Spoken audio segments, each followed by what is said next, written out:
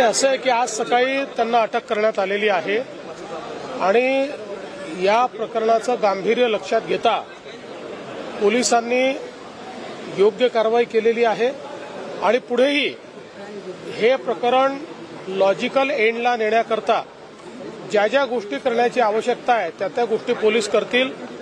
अशा प्रकारे प्रताडित करून आत्महत्या करायला मजबूर करणं या गोष्टी सहन केल्या जाणार नाहीत।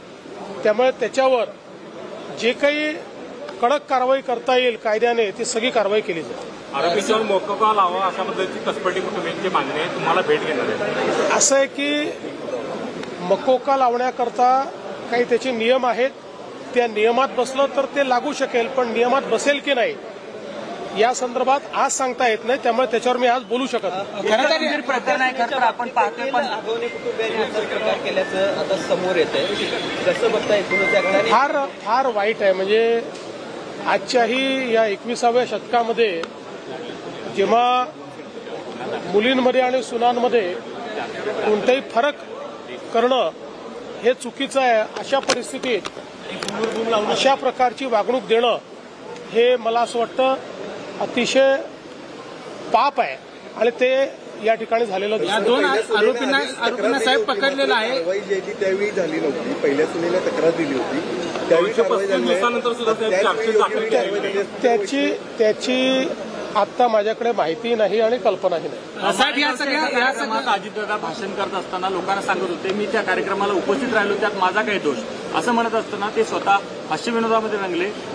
सरकार म्हणून गंभीर आहेत पण अजितदादा त्यामध्ये गंभीर नाही असं दिसत आहे। नाही, अजितदादा गंभीर नाही असं नाही, त्यांचा सांगण्याचा उद्देश एवढाच होता की कुठल्याही कार्यकर्त्याकडे किंवा समाजात कोणाहीकडे लग्नाला बोलवलं तर आपण जातो, त्यावेळी आपल्याला ही कल्पना नसते की पुढे काय घडणार आहे, एवढंच सांगायचा प्रयत्न त्यांनी केला। खरं तर साहेब या दोन आरोपींना पकडलेलं आहे, मात्र हे दोन्ही आरोपी 7 दिवस तळेगाव परिसरात होते, ते बिर्याणी खात असलेले देखील व्हिडिओ समोर आलेले आहेत। पोलिसांचे फेल्युअर समजायचं का?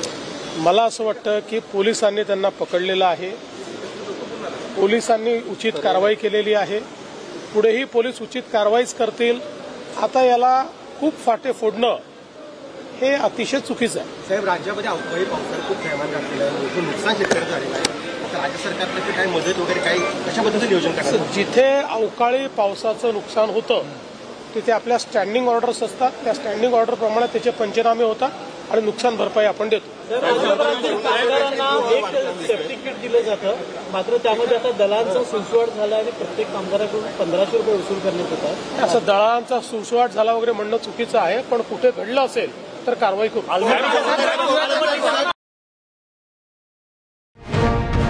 अशाच ताज्या अपडेटसाठी महासत्ता न्यूजला सबस्क्राईब करा।